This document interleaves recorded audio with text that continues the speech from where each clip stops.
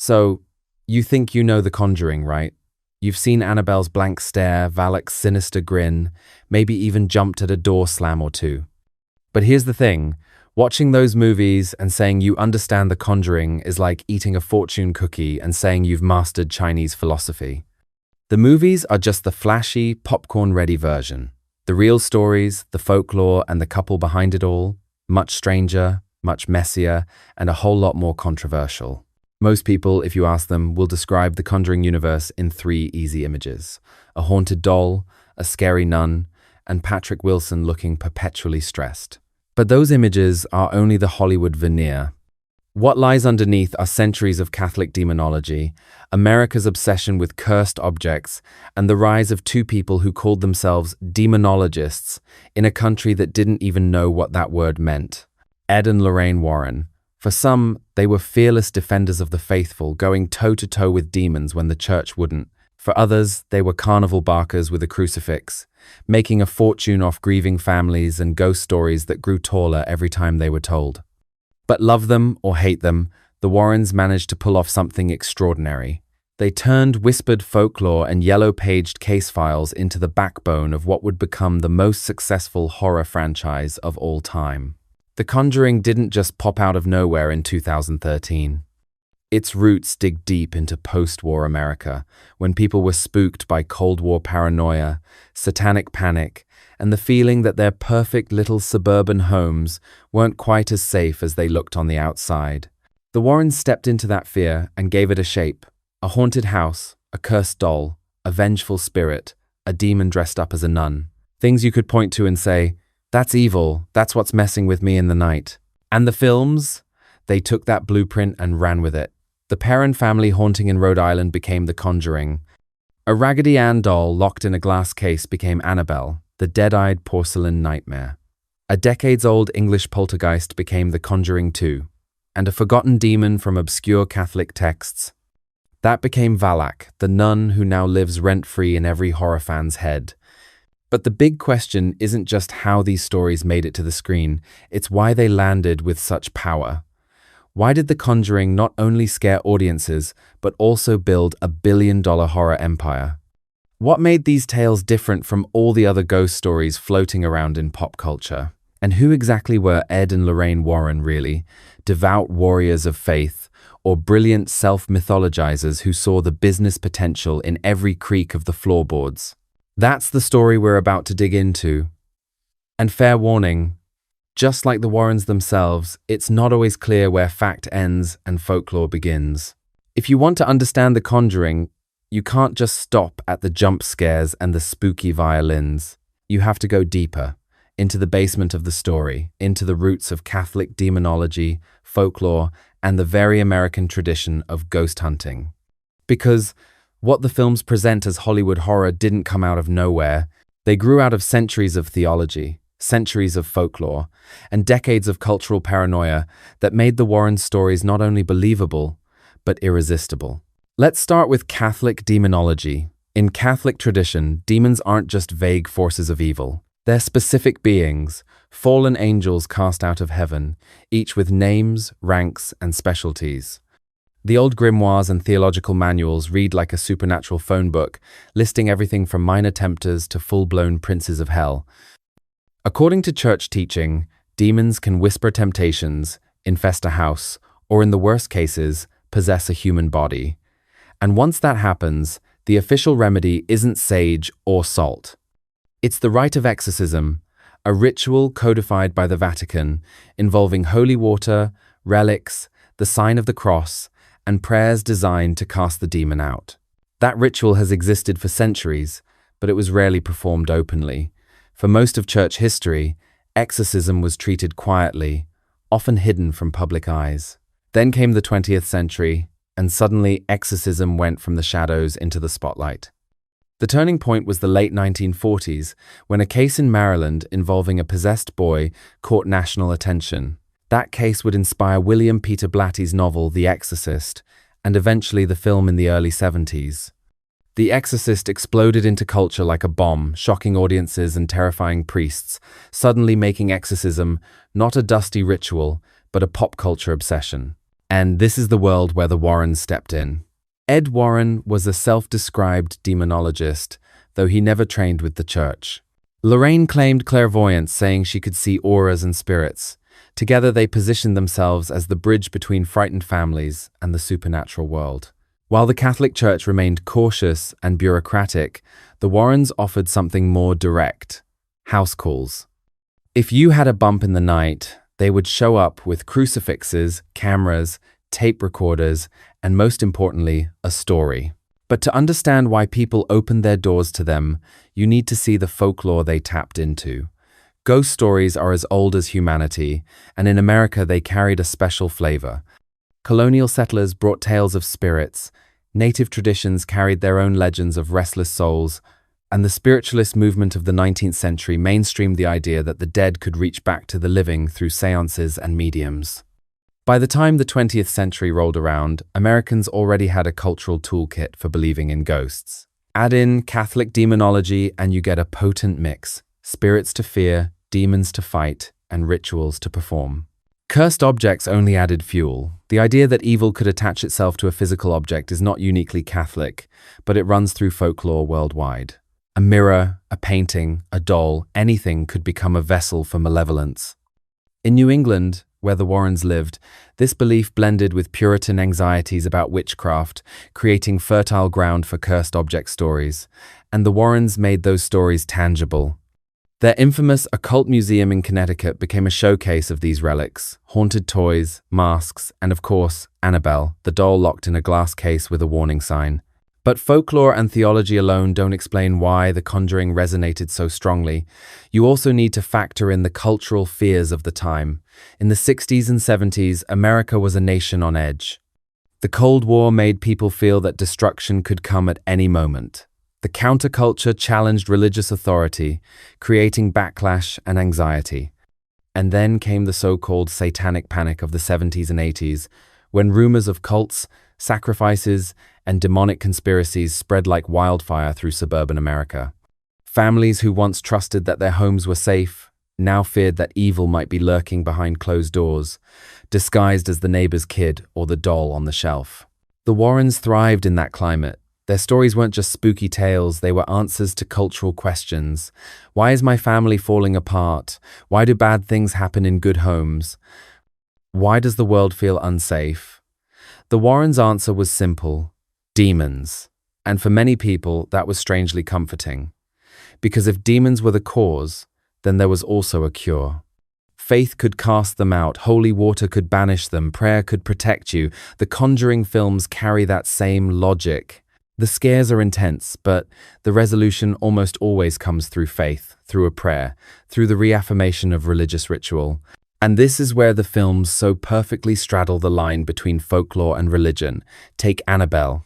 In real life, the haunted doll was just a Raggedy Ann, a floppy cloth doll that looks more like a cartoon character than a horror villain. But folklore did the rest. People already believed dolls could hold spirits, and the Warrens leaned into that belief, framing Annabelle as a dangerous object kept under lock and key. Hollywood, of course, upgraded her into a glassy-eyed porcelain nightmare.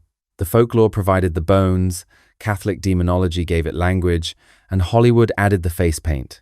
Or look at Valak, the nun. In grimoires, Valac is barely a footnote, a minor demon sometimes depicted as a child riding a serpent, hardly blockbuster material. But by dressing Valac as a nun, the films created instant iconography, the corruption of holiness, the invasion of sacred space. That wasn't just scary, it was culturally loaded, tapping into anxieties about faith in decline, about institutions being infiltrated by evil. Again, folklore, theology, and pop culture converged into something larger than the sum of their parts. The Conjuring borrows shamelessly from both religion and folklore, and that's its secret weapon. Folklore provides the flexibility. You can tell stories of ghosts, cursed objects, vengeful spirits. Religion provides the authority, exorcisms, prayers, crucifixes, and together they give audiences not just a scare but a framework. You're not just watching a haunted house. You're watching a battle between good and evil, between faith and despair, staged right in the suburban living room. That's why these stories keep working, even after sequel upon sequel. Because they aren't just about scares, They're about anxieties that never really go away, the fear that your home is not safe, the fear that the world is corrupted, the fear that you don't really understand what's out there in the dark. The Conjuring gives those fears a face, then gives you heroes who can fight back against them. And whether you believe in demons or not, that narrative hits deep. By the time James Wan brought The Conjuring to the screen, all of these elements were already in place. Catholic rituals, cursed objects, folklore, and the American appetite for paranormal investigation. The Warrens were simply the thread tying them all together. The films amplified what was already simmering beneath the surface of culture and turned it into a cinematic universe. Not just scares, but a mythos. Not just stories, but modern folklore dressed up in holy water and candlelight. And so the foundation of The Conjuring is more than just a haunted house. It's a tapestry woven out of theology, folklore, and cultural paranoia. Demons with names, dolls with curses, houses with histories, and a society always on edge, looking for an explanation. It's why the films feel familiar, even if you don't believe in ghosts. Because they're not just ghost stories. They're reflections of our deepest fears, shaped into narratives that feel both ancient and terrifyingly modern. The basement door is now open. We've seen where the fear comes from.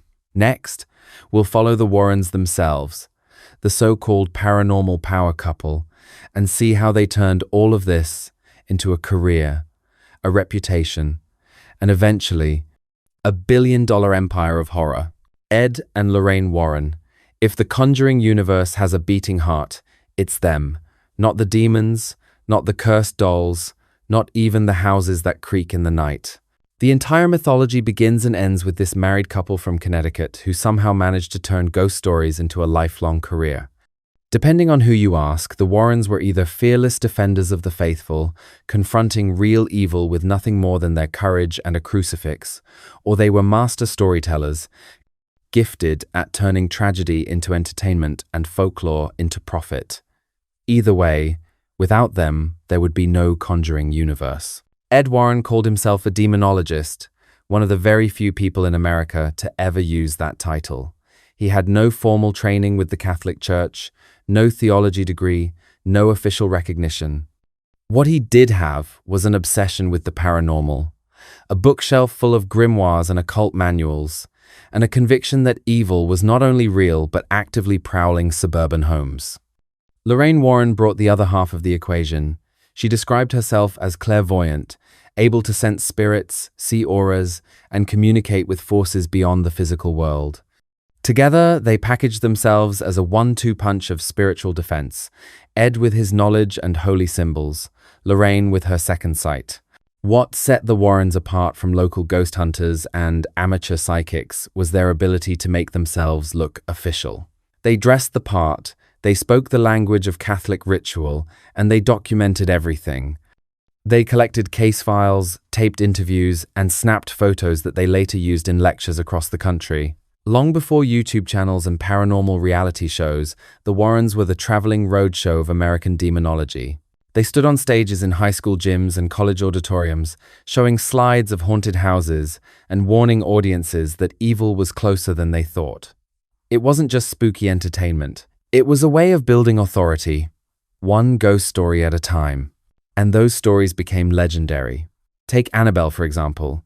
In real life, the haunted doll wasn't the porcelain nightmare the movies gave us. It was a Raggedy Ann doll, soft, floppy, cartoonish. According to the Warrens, a nursing student had received the doll as a gift in the 1970s, only to discover that it seemed to move on its own. Notes appeared around the apartment with messages like, "Help me." A psychic told the women that the doll was inhabited by the spirit of a young girl named Annabelle. But the Warrens claimed this was no child's spirit. This was a demon, using the doll as a vessel to manipulate and frighten the women into allowing it closer. Their solution was to take Annabelle into custody and lock it in a glass case in their occult museum, where it remains to this day with a sign reading, "Warning, positively do not open." In the Conjuring films, Annabelle is reimagined as the stuff of nightmares, her cracked porcelain face designed to make you uneasy at a glance. The real doll looks harmless, which might actually make the real case creepier. Hollywood needed something visually terrifying. Folklore doesn't always provide that on its own, so the cinematic Annabelle became a monster in her own right, spawning 3 spin-off films. Then there's Amityville. The Amityville horror is one of the most famous haunted house cases in the world, and the Warrens were quick to connect themselves to it. In 1974, Ronald DeFeo murdered his family in their Long Island home. A year later, the Lutz family moved in, only to flee 28 days later, claiming the house was infested with malevolent forces. The Warrens investigated, declaring the house a portal to demonic activity. Whether the haunting was genuine, exaggerated, or outright fabricated remains hotly debated. But by the time books and movies retold the Amityville story, the Warrens' names were forever tied to it. The Conjuring films only brush against Amityville, but its shadow hangs over the entire franchise, proof of how quickly real tragedy could be transformed into supernatural legend. The Perron family haunting became the basis for the very first Conjuring film. In the early 70s, Carolyn and Roger Perron moved into a farmhouse in Harrisville, Rhode Island, with their 5 daughters. Soon, they reported strange phenomena: doors opening, furniture moving, foul smells, and visions of dark figures. The Warrens investigated and claimed the house was haunted by the spirit of Bathsheba Sherman, a woman accused of witchcraft in the 19th century. They alleged Bathsheba had sacrificed a child to Satan and cursed the land before taking her own life. The Perrons themselves have since spoken out with mixed feelings. Some of the family members confirm terrifying experiences, while others suggest the Warrens exaggerated or even invented key details. In the movie, Bathsheba is turned into a full-fledged demonic antagonist, complete with possession sequences, levitation, and a climactic exorcism. The reality was messier, less cinematic, and more ambiguous. But ambiguity doesn't sell tickets. So The Conjuring took the bones of the story and built a spectacle of faith, terror, and triumph, establishing the formula for the entire franchise. What's fascinating is how the Warrens' reputation grew not just through their cases, but through the way they told them. They published books, gave interviews, and curated their museum of cursed objects as though it were a supernatural Smithsonian. They built an image of themselves as America's paranormal first responders. If your family was being terrorized, you didn't call the cops or the priest, you called Ed and Lorraine. And whether or not their cases were genuine, the fact remains that their names became synonymous with the supernatural in 20th century America. The Conjuring films lean into this mythology. Ed and Lorraine are portrayed not as controversial figures, but as heroic demon fighters, embodiments of faith, love, and courage. Patrick Wilson and Vera Farmiga play them as almost saintly, a couple whose devotion to each other and to God allows them to triumph over evil again and again. That's not the reputation the Warrens had in reality, where skeptics accused them of fraud, embellishment, and exploitation. But it is the reputation that audiences wanted to see on screen. Because in a horror movie, you don't just want scares, you want heroes. You want someone who can stand against the darkness. And so, the Warrens' legacy is complicated. In real life, their cases are riddled with contradictions, conflicting testimonies, and unanswered questions. In the movies, they are the backbone of a universe that has scared millions and earned billions. The truth may be murky, but the myth is undeniable. Without Ed and Lorraine, there is no Annabelle, there is no Bathsheba, there is no Conjuring, just scattered folklore and forgotten case files. The Warrens turned those files into stories, Hollywood turned those stories into legends, and now those legends haunt us every time the lights go down in a theater or the screen flickers at home. That is the true power of Ed and Lorraine Warren. They were more than just investigators, they were mythmakers. And The Conjuring is the empire that rose from their myths. When The Conjuring hit theaters in 2013, it wasn't supposed to redefine the horror genre. By that point, the horror landscape had been flooded with found footage movies, shaky cams, and cheap jump scares. Paranormal Activity had proven that a micro-budget and some slamming doors could make millions, but audiences were starting to feel the fatigue. What James Wan brought to the table with The Conjuring was something both old and new at the same time. He didn't try to reinvent horror by throwing more gore at the screen or adding gimmicks. Instead, he reached back to the roots of Gothic storytelling, to the kind of slow-burn dread that seeps into your skin before you even realize you're scared. And he did it with a film that wore the words based on a true story like a crown of thorns. The Conjuring wasn't Wan's first brush with horror royalty. He had already carved his name into the genre with Saw in the early 2000s, and Insidious just a few years before. But with The Conjuring, Wan stripped away the hyper-stylized traps and dreamlike astral sequences and focused on something brutally simple. A family, a house, and the sense that something unspeakable lurks just out of sight. The genius wasn't in how loud the scares were, but how long he made you wait for them. Long takes, creaking floorboards, and an almost obsessive use of silence built tension until even a clap in the dark felt like a gunshot. The Perron family haunting was the skeleton of the story, but Wan gave it muscle and blood by staging it like a gothic tragedy. The farmhouse itself became a character, its long hallways and shadowed corners framing every moment with unease. Wan refused to give the audience safety. Daylight didn't guarantee relief. Family togetherness didn't guarantee protection. Evil crept into every frame. And by centering the story on both the Perrons and the Warrens, the film pulled double duty, showing us the victims of haunting and the professionals who dared to confront it. One of the most iconic sequences is the clap game. At first, it's just innocent fun, the Perron kids playing hide-and-seek with blindfolds, guided only by the sound of clapping hands. But Wan weaponizes that innocence, turning a game into a trap. When the mother, Carolyn, hears clapping from a wardrobe or from behind her in the basement, the audience already knows it isn't the kids. That simple sound effect, so playful in one context, becomes devastating in another. It's the perfect example of Wan's philosophy. Take the familiar, twist it just enough, and let the audience scare themselves.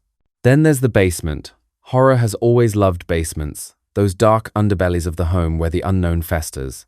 In The Conjuring, the basement becomes the heart of the haunting. Carolyn is lured down the stairs, the bulb flickers out, and suddenly the space feels alive, pressing in on her. Later, Ed Warren confronts demonic forces there, turning the cellar into a battlefield. The claustrophobic camera angles, the suffocating darkness, and the sense that the house itself is trying to swallow you whole make these basement sequences unforgettable. Lorraine's visions are another layer of terror. Unlike the audience, she doesn't need bumps in the night to sense evil. Her clairvoyance allows Wan to inject surreal imagery directly into the narrative. A woman hanging from a tree, shadowy figures, glimpses of death. These visions blur the line between the natural and the supernatural, confirming for the audience that what's happening to the Perrons isn't just paranoia. Something monstrous is indeed at work.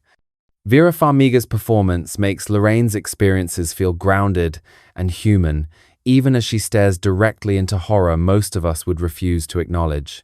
And hanging over all of it is that tagline, based on a true story. Those 5 words did more marketing work than any trailer could. Horror audiences love the illusion of authenticity. It doesn't matter if the truth is stretched thinner than a bedsheet in a haunted house. The promise that somewhere, sometime, a real family endured this horror turns the scares into something more potent. Even skeptics feel a twinge of doubt. What if it really happened? What if there really was a Bathsheba Sherman cursing the land, a demon attaching itself to the Perrons? That suggestion is the kind of psychological seed that keeps audiences awake at night. Wan also knew how to blend haunted house tropes with the spectacle of Catholic exorcism. Haunted house movies usually give you eerie sounds, apparitions, and slow burn dread.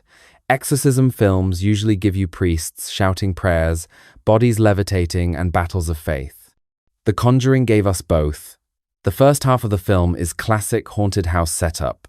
The family moves in, weird things happen, terror builds.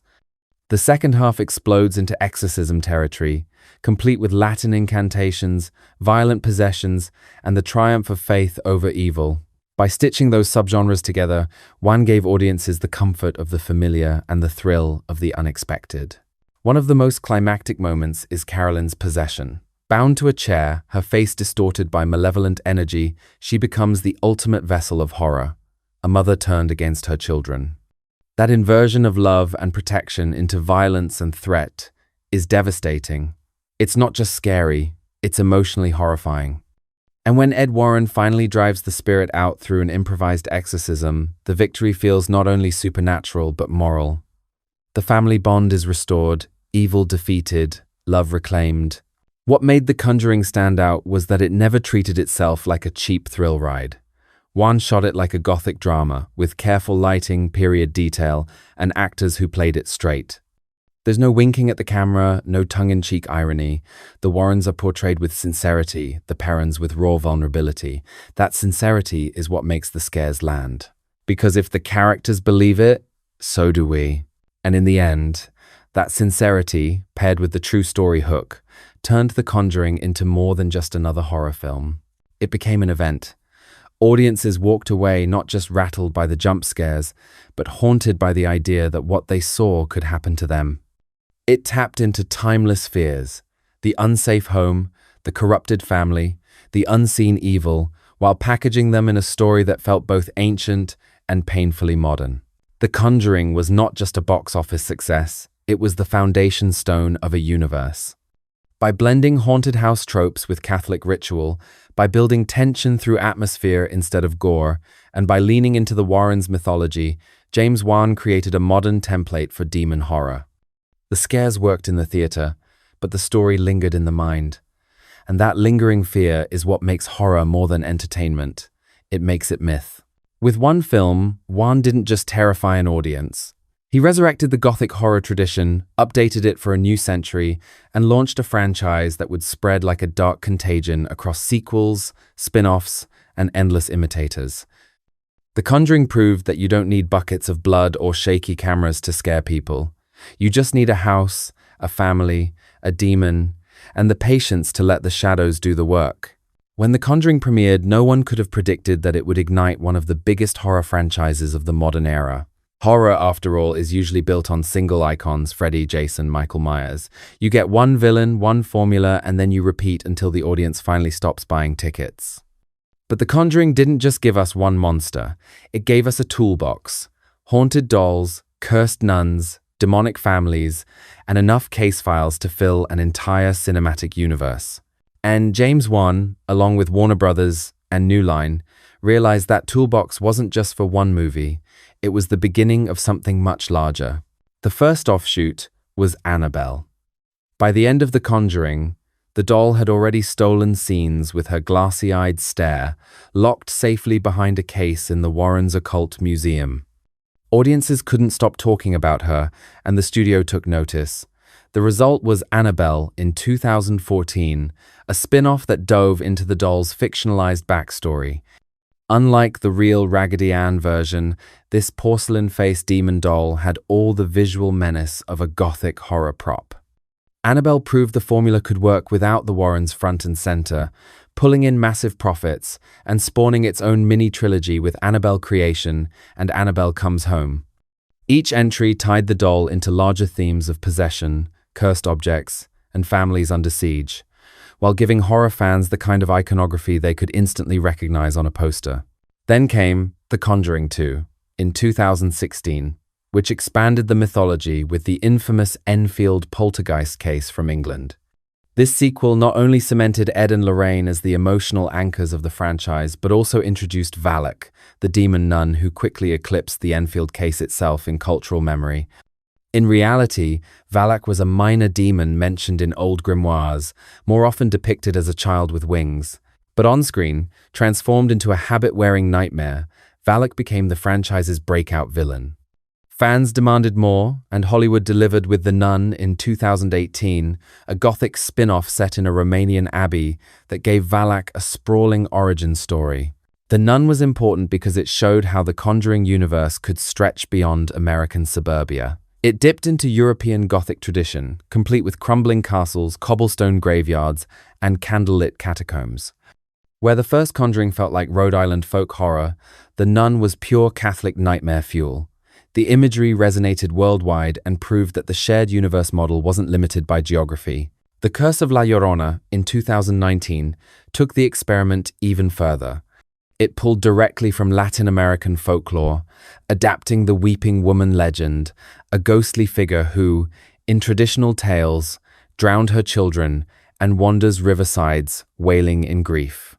The film tied her loosely to the Conjuring universe by featuring Father Perez, a character who had appeared in Annabelle. While The Curse of La Llorona didn't hit the same critical heights, it demonstrated just how flexible the universe could be.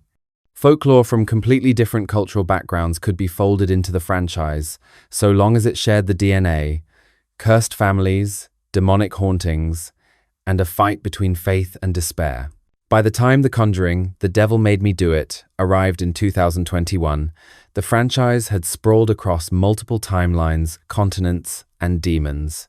That film centered on the real-life trial of Arne Johnson, who claimed demonic possession as a defense for murder. While less gothic in tone than the previous entries, it reinforced the idea that any case file from the Warrens' archive could be pulled off the shelf and turned into a feature. The cinematic universe had become a library, and every haunted object, every paranormal encounter, was a potential spin-off waiting to happen. What made the shared universe model work so well in horror was its modularity. In superhero films, universes are built on continuity, with overlapping characters and storylines. In the Conjuring universe, continuity is optional. You don't need to watch Annabelle to enjoy The Conjuring 2. You don't need The Nun to understand The Devil Made Me Do It. Each film stands on its own, but together they create a larger mythos. For casual audiences, that means easy entry points. For hardcore fans, it means endless connections to piece together, like a demonic puzzle box. Another strength was how the universe mixed folklore from around the globe. American cursed object traditions gave us Annabelle. English poltergeist lore gave us Enfield. Continental Gothic gave us Valac and her Romanian abbey. Latin American ghost stories gave us La Llorona. Each culture has its own anxieties, its own legends, and by weaving them into the Conjuring framework, the franchise gave global audiences a sense of ownership. Everyone could find a piece of their own folklore reflected on screen, elevated to blockbuster status. The Conjuring universe also tapped into one of horror's oldest strengths: repetition. Unlike dramas or comedies, horror thrives on familiar beats. You know the door will slam, the lights will flicker, the possession will escalate. The thrill is in how it's staged this time. By expanding the universe, the franchise gave audiences new backdrops for the same ritual. A farmhouse, a Victorian townhouse, a monastery, a riverside barrio. The settings change, the cultural legends shift, but the DNA stays the same. That consistency is what keeps the franchise both predictable and endlessly marketable. And it's important to remember that all of this ties back to one powerful marketing phrase, based on a true story. Whether it's technically true, heavily embellished, or barely connected to reality at all, the true story tagline has been the lifeblood of the franchise. It gives every spin-off a veneer of authenticity, a whisper that these aren't just monsters in a movie, they're entities someone, somewhere, claimed to face. That whisper is more terrifying than any CGI. So when people talk about The Conjuring as a horror universe, they're not just talking about sequels, they're talking about a blueprint. A method for taking folklore, Catholic demonology, and paranormal legends from anywhere in the world and feeding them into the same cinematic machine. It's a horror anthology disguised as a shared universe, and it works because horror fans love both variety and familiarity. In less than a decade, The Conjuring turned into the highest-grossing horror franchise of all time. Not because it reinvented the wheel, but because it built a haunted mansion where every door opens to another story, another curse, another demon. And audiences keep coming back, eager to see which room the franchise will unlock next. The Conjuring universe loves to tell you it's based on a true story. But the gap between the true story and the Hollywood version is often wide enough to drive a hearse through. The Warrens' real investigations were complicated, disputed, and often messy. Hollywood cleaned them up, sharpened the edges, and in some cases, completely reinvented the details. What audiences get isn't the truth so much as a cinematic myth, a streamlined version of folklore designed to scare, not necessarily to inform. Take Annabelle. In reality, the haunted doll that the Warrens kept under lock and key was a Raggedy Ann doll, the kind with a stitched-on smile and button eyes. Raggedy Ann was supposed to be comforting, a child's toy that looked more like a cartoon than a cursed object. But according to the Warrens' case file, this doll allegedly moved on its own, left notes scribbled with, "Help me," and even tried to strangle one of its owners. The Warrens concluded that the doll wasn't possessed by the ghost of a little girl, as a psychic once suggested, but by a demonic force trying to gain trust and eventually a human host. The movies, however, turned Annabelle into a gothic nightmare, The floppy red yarn hair was swapped for cracked porcelain, glassy eyes, and a sinister smile. Hollywood understood something vital. A Raggedy Ann doesn't terrify audiences at first glance, but a porcelain doll, already uncanny in its lifelike stiffness, becomes instant nightmare fuel. By changing the appearance, the filmmakers created an icon. Today, people think of Annabelle as the porcelain demon in the films, not the cloth doll in the museum.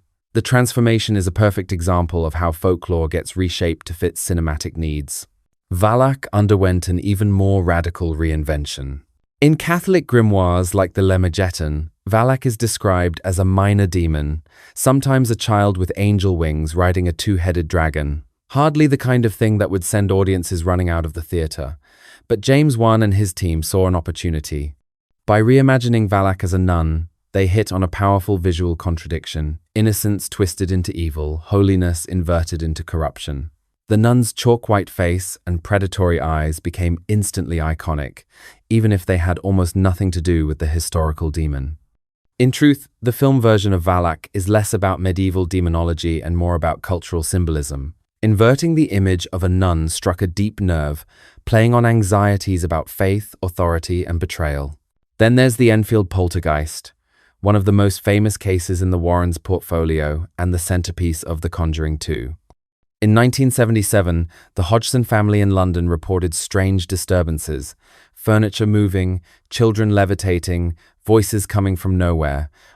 The case attracted widespread media coverage, with journalists, paranormal investigators, and skeptics all weighing in. While many people believed the family, others pointed out that some of the phenomena could be explained by pranks or exaggerations. Photographs of the levitating children, for example, looked suspiciously like kids jumping off a bed. Recordings of ghostly voices could have been the children speaking in strained tones. Even among paranormal researchers, opinion was divided. Hollywood had no patience for ambiguity. In The Conjuring 2, the Enfield haunting becomes a full-blown demonic siege, with the Warrens as the central heroes fighting not only spirits but also Valac itself. In reality, the Warrens' involvement in Enfield was minimal. Other researchers did the bulk of the work, and some even accused Ed and Lorraine of exaggerating their role. But for the movie, the Warrens needed to be at the center. Audiences didn't want a story about competing investigators and conflicting testimonies. They wanted a clear battle between good and evil, with the Warrens standing firm against the darkness. And that's the key to how fact becomes fiction in the Conjuring universe. Real hauntings are messy, witnesses contradict each other, skeptics poke holes in testimonies. Families sometimes back away from claims once the media frenzy dies down. None of that ambiguity makes for a clean, satisfying movie. What the films do is strip away the clutter and polish the folklore into myth. The doll isn't just creepy, it's demonic. The demon isn't just obscure, it's iconic. The haunting isn't just debatable, it's catastrophic.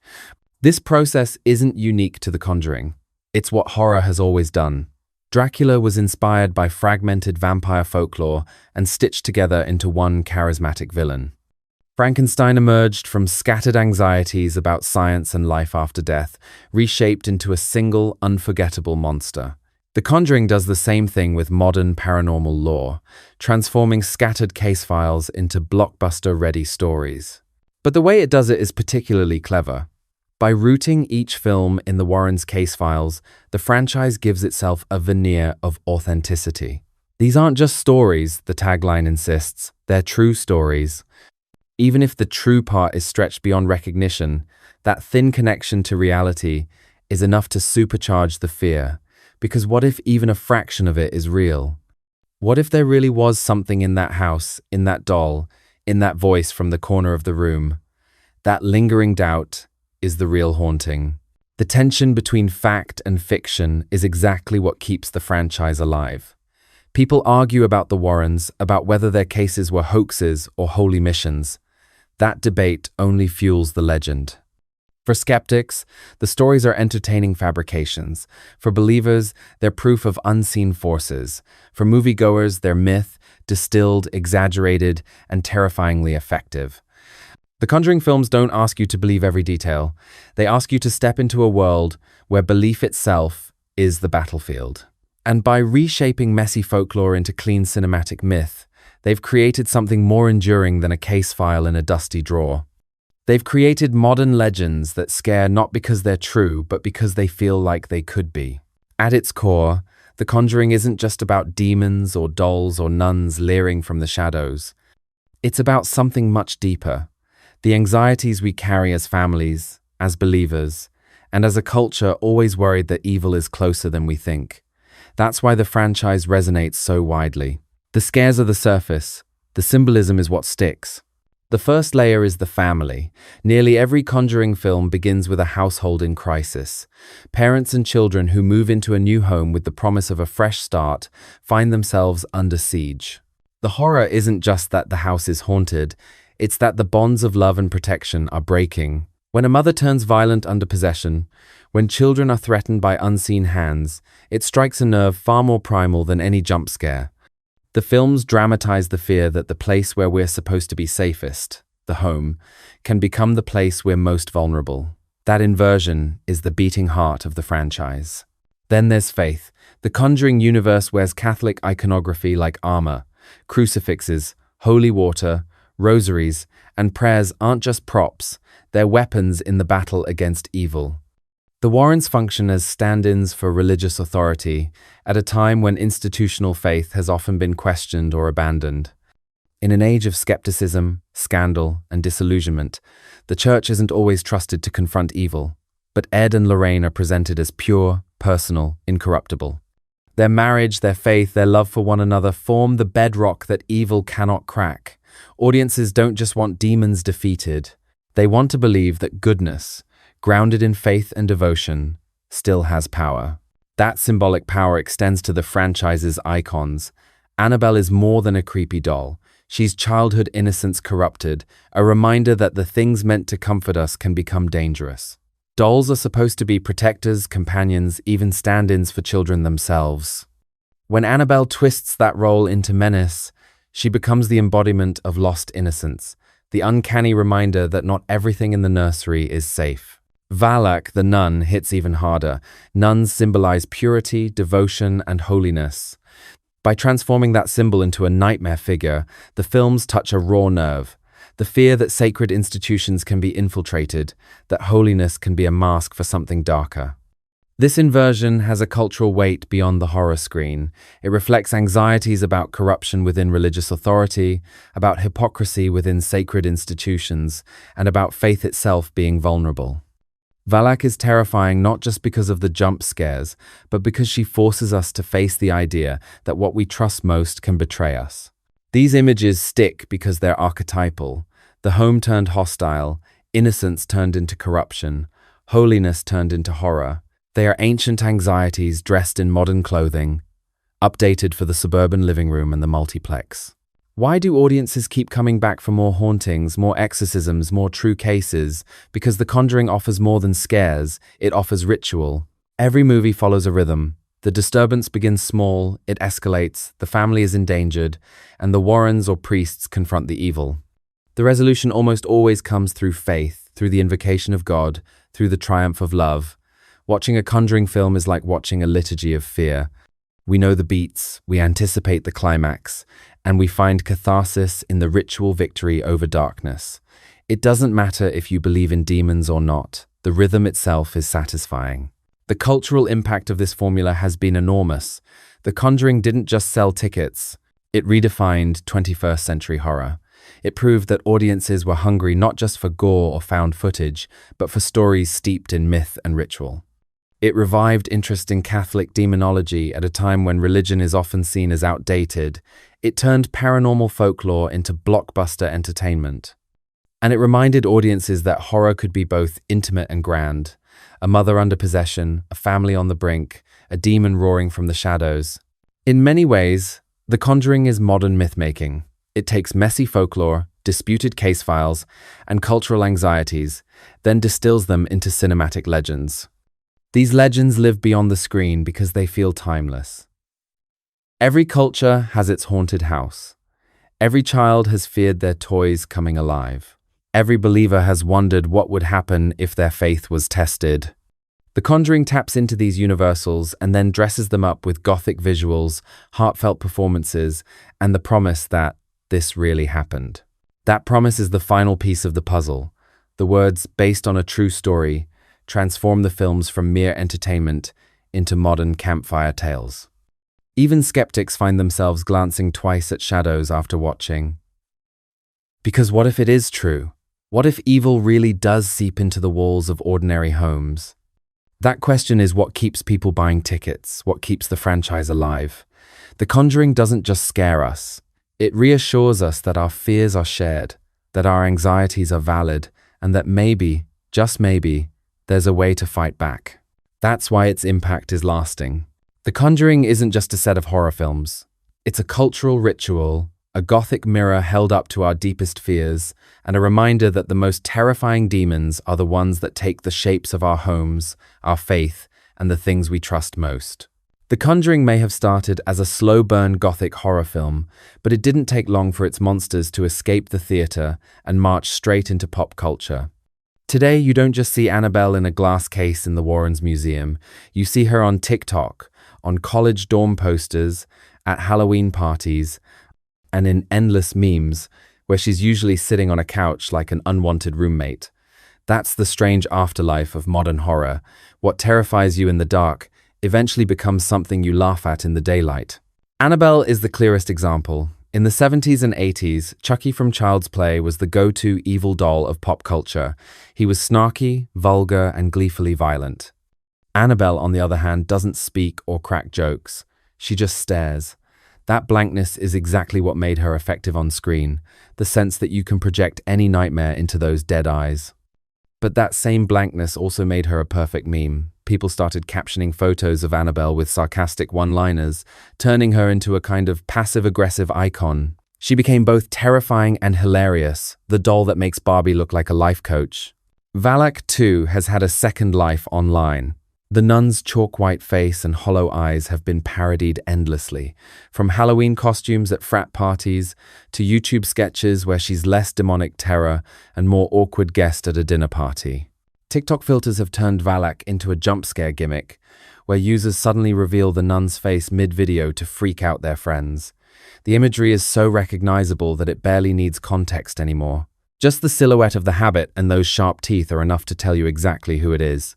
The irony is that this pop culture saturation almost turns fear into comfort. When you've seen Annabelle in a meme, Valak in a parody skit, or the clap game reenacted by a group of influencers, the icons stop being exclusively terrifying. They become part of the shared language of internet humor. Just like Ghostface from Scream or Freddy Krueger before them, these demons graduate from horror to Halloween costume. And once your monster is available at Spirit Halloween, you know you've crossed into cultural comfort food. But does that make The Conjuring less scary? On one hand, yes. The more familiar we become with these images, the less power they have to shock.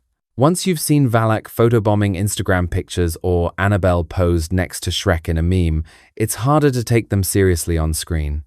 Horror relies on mystery, and once the monster is everywhere, the mystery evaporates. On the other hand, that's the very nature of horror longevity. Every iconic villain eventually becomes a parody of itself. Dracula ended up in breakfast cereal commercials. Frankenstein's monster showed up in slapstick comedies. Even The Exorcist, once considered the scariest film ever made, is now a source of jokes about spinning heads and pea soup. The fact that The Conjuring's icons have reached this stage means they've secured their place in horror history. They're not just passing scares. They're permanent fixtures. And the truth is, the films still work. Memes or not. The Conjuring movies don't rely solely on their icons to scare you. They rely on craft, on James Wan's slow camera moves, on the sound of clapping in the dark, on the unbearable wait for something to happen.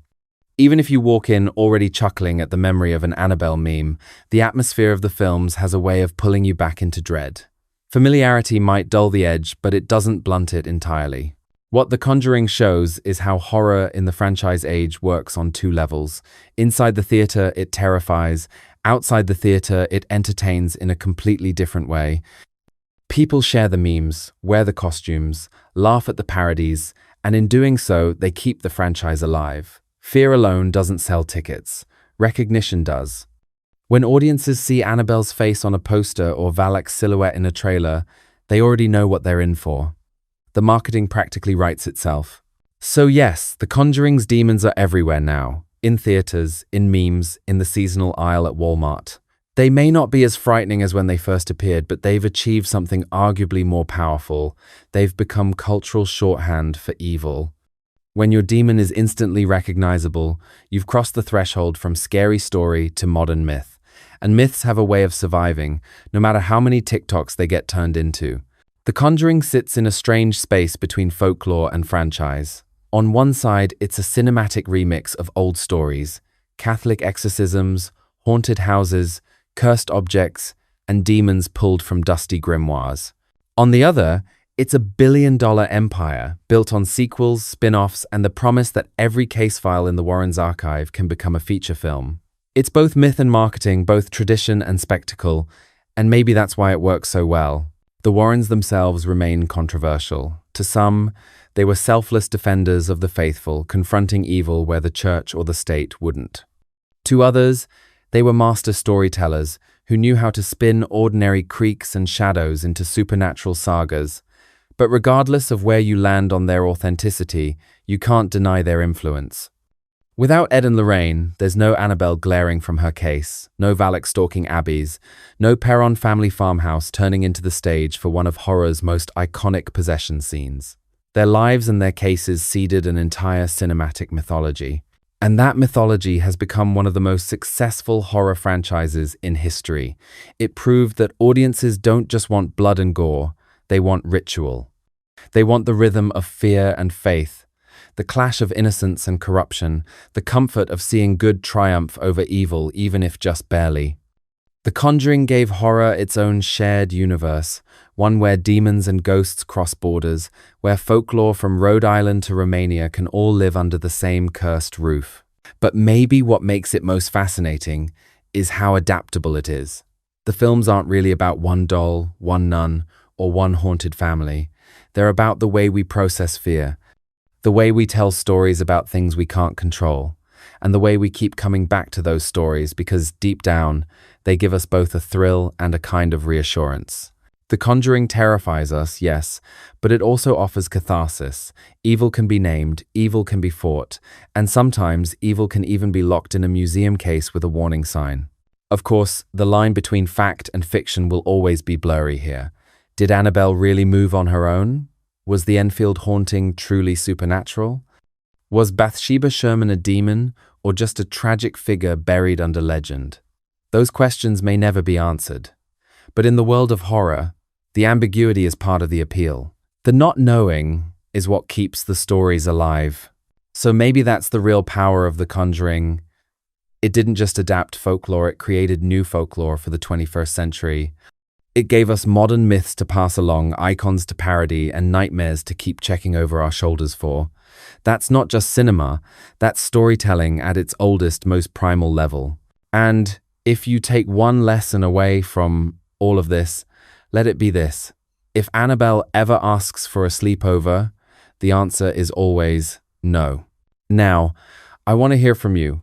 Which haunted case should we unmask next? Should we dive deeper into the Amityville mystery, pull apart the legend of La Llorona, or explore another cursed object from the Warrens Museum?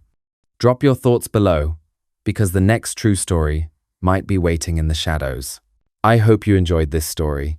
If you liked it and want to listen to more, feel free to subscribe and put on your notifications. I upload almost every day.